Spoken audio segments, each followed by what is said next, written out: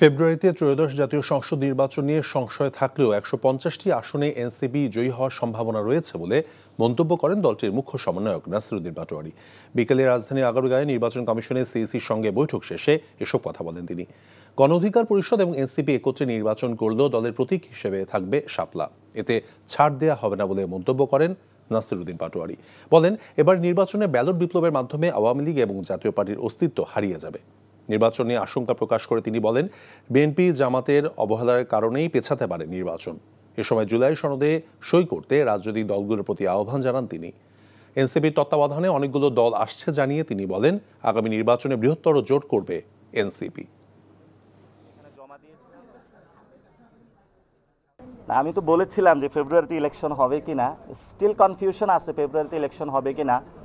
সরকার অনেক ইনসিস্ট করতেছে যে ফেব্রুয়ারিতে ইলেকশন করার জন্য সবাইকে, কিন্তু আমাদের যে জুলাই সনদটা রয়েছে এটার লিগ্যাল যে পার্সপেক্টিভ সেই জায়গা থেকে এখনো কোনো সলিউশন হয় নাই।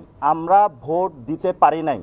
আমরা যত ভোট দ্রুত দিতে পারবো ততই আমরা বাংলাদেশের মানুষকে মুক্তির পথ দেখাতে পারবো। আমাদের ১৫০টা আসন আমাদের উইন করার এবং একদম কনফার্ম এরকম জিতার মতন সিচুয়েশনে আছে। এনসিপি নিবন্ধনটা যেই প্রতীকা হবে এটা অবশ্যই শাপলা, সাদা শাপলা অথবা লাল শাপলা, এই তিনটির মাধ্যমে হতে হবে।